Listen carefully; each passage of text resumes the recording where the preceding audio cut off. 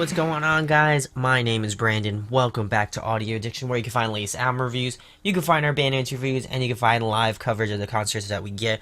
I did do an Instagram live about a few days ago. I will probably be doing one on Labor Day just because we were having problems on Facebook.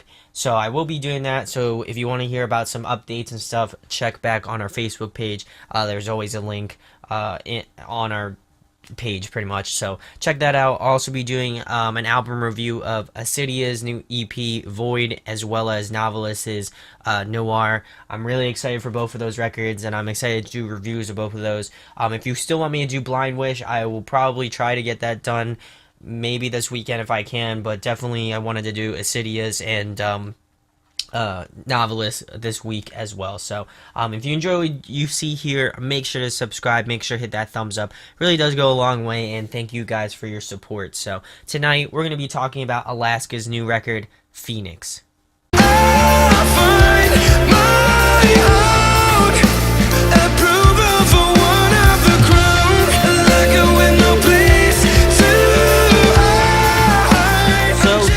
Very little I know about this band, actually. I was kind of thinking not to do this one just out of the sheer fact that I really didn't know too much about the band. I like to kind of get an idea of what I'm getting into. But I did know one thing about this band is that they used to be another band. I'm not entirely sure what their band name was, but I know it had something to do with Alaska. And I know that they changed their name out because they wanted to go through a style change. I don't know if it was because of like other members. Maybe somebody can fill me in on the comments. But I really enjoyed the singles that they put out on Sharp Tone Records, and I think this one really grabbed me, so I wanted to do a review on it just in case, people didn't listen to it. It's the same thing with Across the Atlantic. I really feel like they're solid too, so I wanted to do a review of both of those because I feel like they're on an up-and-coming label that a lot of the bands that I love are putting out records on. For example, Novelists are putting out Noir next week, or this week upcoming, on Sharp Tones as well. So I'm really excited for the future of this band. I feel like it kind of melds a lot of different genres together, but overall I like kind of the sound and just the overall flavors of it. So I'm going to go through each track, give you my thoughts and opinions on it. I'm going to give some pros and cons on the record, and then I'm going to close it out with a rating. I don't know why I stumbled on that because that's usually a thing I say, but we'll get into the first track, which is called Echoes. This one is basically just an intro track. It's got some really cool sort of vocal runs, very R&B-esque. I definitely feel like that is a precursor to a lot of how the clean vocals are played out throughout this record, which I really enjoy. I think that I know there's a lot. Bradley Walden comes to mind, Johnny Craig, of course, Tyler Carter, that just have that sort of R&B-esque flavor to their vocals. So this one is just another one to add to the list, in my opinion, and I thought it was a cool kind of opener track. So we're going to get into the real meat of it. I would say the second track, which is Ghost. This was one of the singles that they released. I think it was the most recent one. I know that they had released a few. I think it was like 3 or 4 singles before this album came out. So like I mentioned earlier, I'm really enjoying that sort of R&B soulful vocals from their singer. I think he's really kind of done an awesome job with that. The screams are definitely great as well. I love the range of mids and kind of higher screams as well. I think they kind of incorporate the screams very in an interesting way, in my opinion. The sort of thing that gets me is the screams and the sort of instrumentals. I feel like their instrumentals are a little bit too, I don't know, a little bit more like too poppy. I don't even know if that makes sense, but just an interesting kind of juxtaposition, which I think initially when I was doing this review, I thought, oh man, I didn't get it. Like, I don't get it still. But now, since I've been listening to it for a while, I think I went through this album maybe like 10 times or more.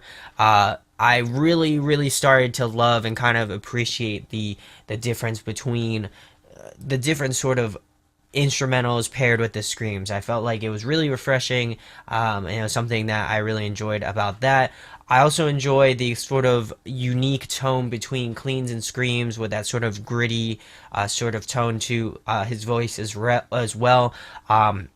Really reminds me of Johnny Craig a lot in the way that he does his vocals as well, just with that sort of grit and that sort of great tonality. I think it's really unmatched, and I would definitely put this guy on the same list as him in terms of clean vocals. I feel like throughout the record, he really kind of progresses and gets better over the songs, in my opinion. So I definitely feel like this is a great, I would say, opener track, in my opinion. Obviously, the intro is, but I feel like this is the one real sort of meaty first track that gets you into the record. So we're gonna move into track number 3, which is Empty Throne. This one was the one that kind of hooked me. I really enjoy the cleans again. I think that that is some of the focal points in a lot of these tracks. It's just some of the runs and some of the just melodic lines are really awesome in this one. I also love the blending of melodic elements, like the guitars or sort of leads in this track.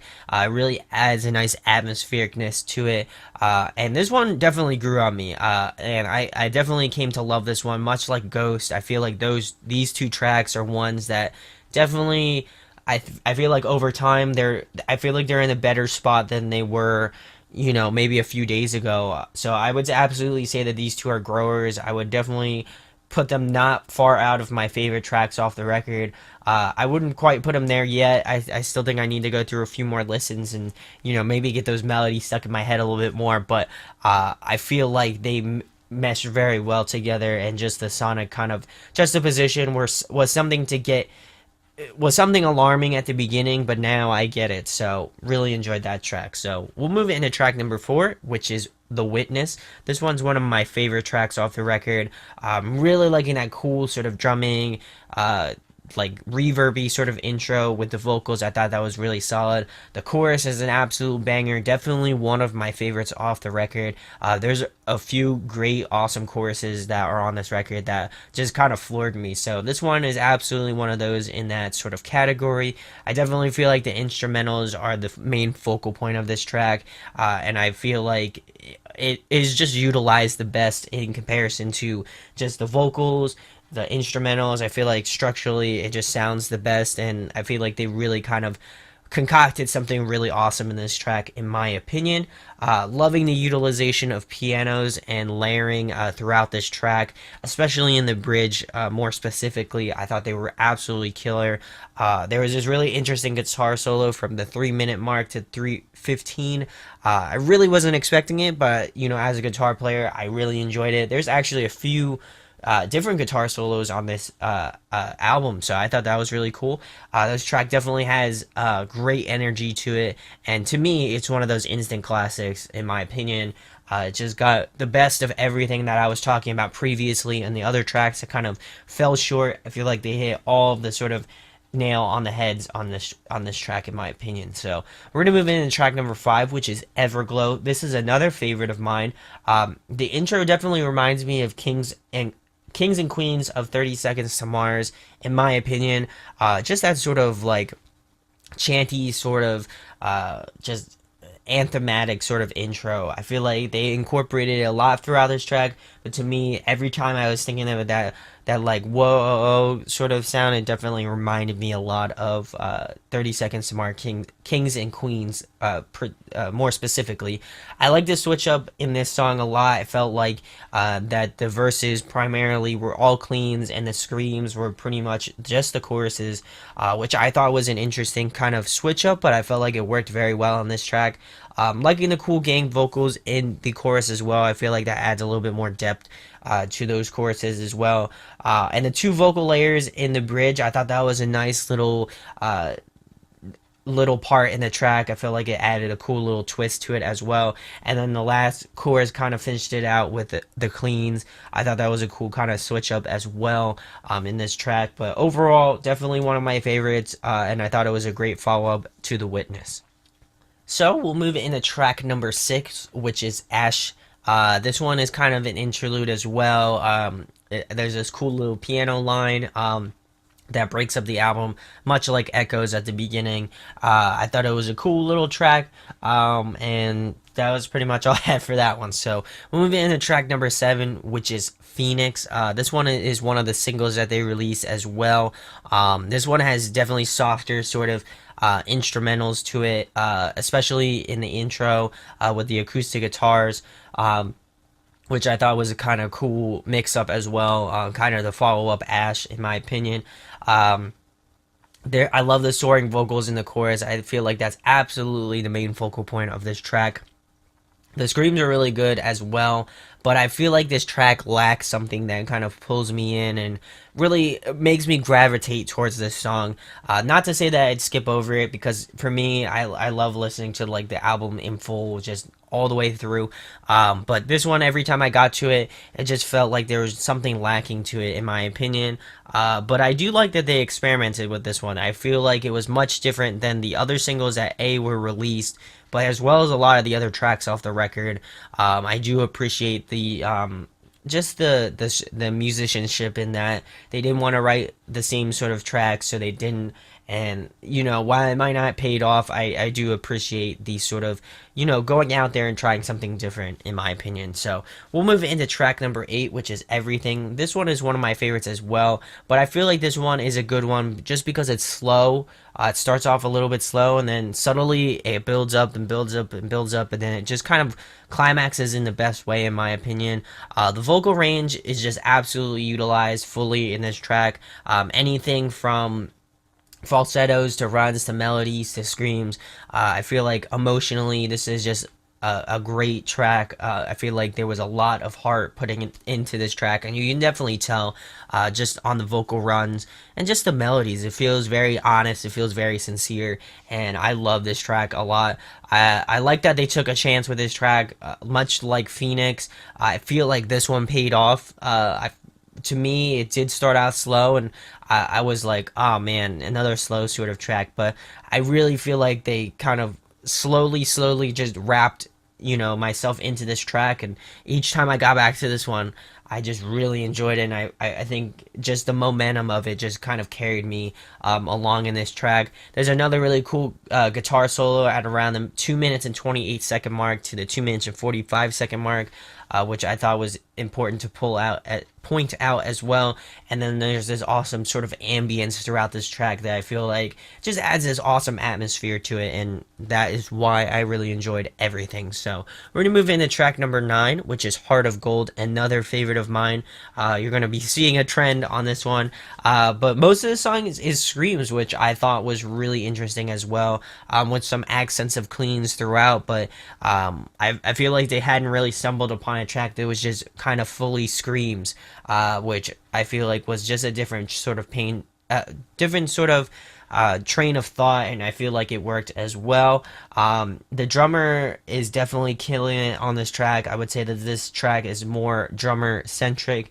Just the sort of rhythms and the just ways he's able to come up with things, I felt like were very clean, and they weren't like overdone. You know what I mean? I feel like it was very easy. It could be very easily be off track. It could have went really crazy, but I felt like it was just enough like flash that it wasn't too much. So really enjoyed that, especially in the verses. I feel like they're highlighted the best in that. The screams are really solid again in this one, and just the balance of more ambient verses to the more energetic choruses. I thought that was just an interesting thought, and I felt like it worked out very well on this one. So we're gonna move into track number 10, which is Legacy. This track, I would say, is primarily cleans, but I mean, I would also say that screams make it up there well as well.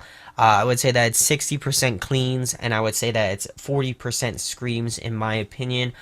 Just the inclusion of electronics as well. I feel like this one is definitely on point and is absolutely one of my favorites. I know that they have some electronic elements throughout this record, but I would say that this one has the most in your face sort of electronics, in my opinion. Not like in your face, but it just feels a little bit more there. It doesn't feel like it was just put there for a reason. I feel like this one was absolutely there for a reason. I would say that this is the chorus is absolutely the strongest part of this track, in my opinion.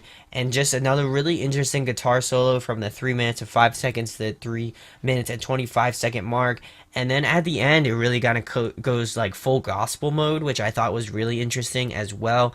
The outro definitely reminds me of a few Issue songs where they kind of utilize that sort of that choir sort of a thing, and it just works out really well because I feel like it is just one of those sort of uplifting tracks that just feels very right. And I feel like in the cleans on this track, he kind of did his like Tyler Carter thing or like his Johnny Craig thing. Just the runs were absolutely incredible in this track, and definitely amongst my favorite, if not my favorite track off the record.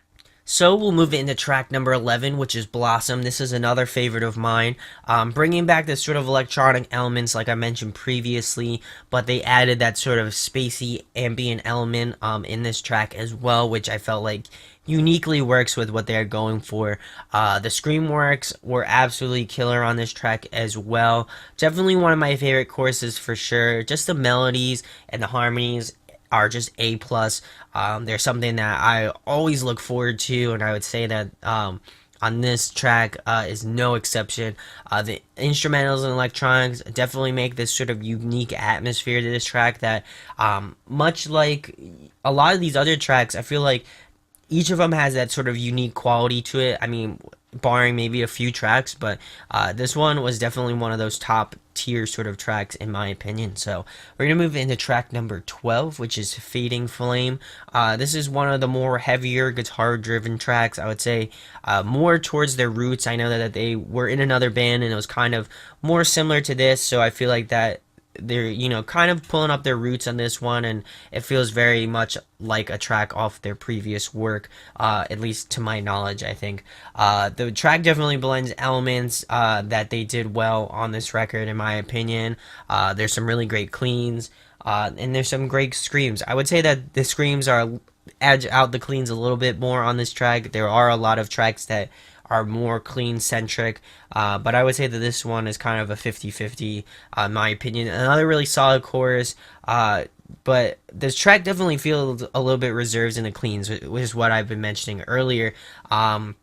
I just feel like they just need a little bit more punch, considering that it's kind of the quote-unquote last track of the record. I know that there's another one, but obviously they did that one, but it's an acoustic version of it. So to me, I feel like this one's the last kind of last stretch track in my opinion, and I feel like they could have put a lot more sort of oomph and a little bit more effort into this one, in my opinion, on the clean end of the thing. But sonically, I definitely like what's going on, and I think that's a good song overall as well.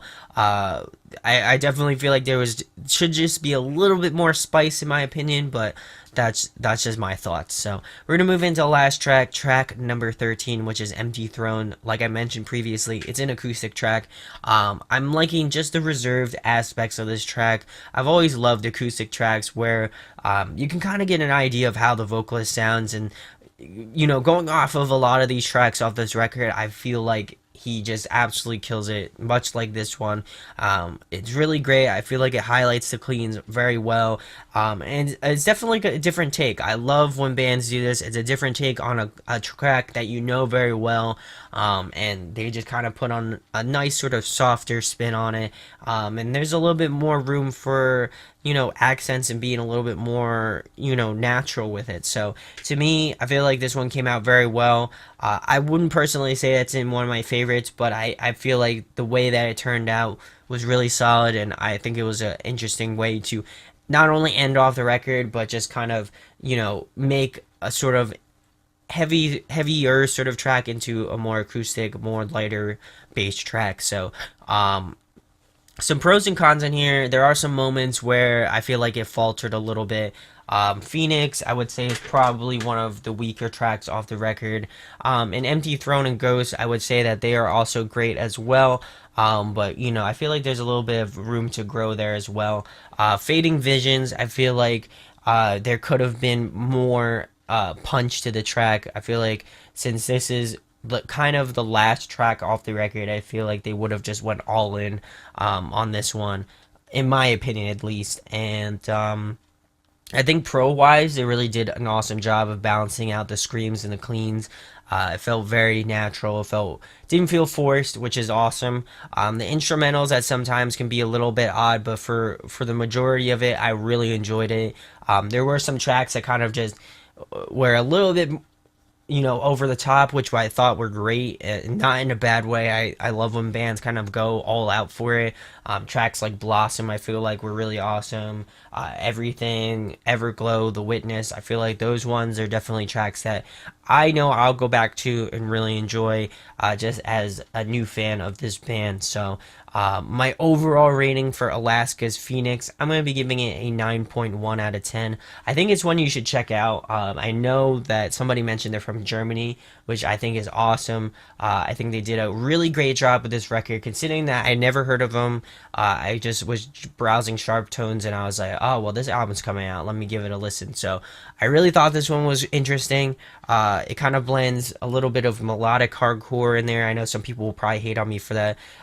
Also blends kind of like post-hardcore and maybe even some like alternative sort of music. I feel like it's a wide range of genres, but I feel like it fits very well with what they're going for, and I feel like they executed it very well as well. So let me know in the comments section what your thoughts are on this record.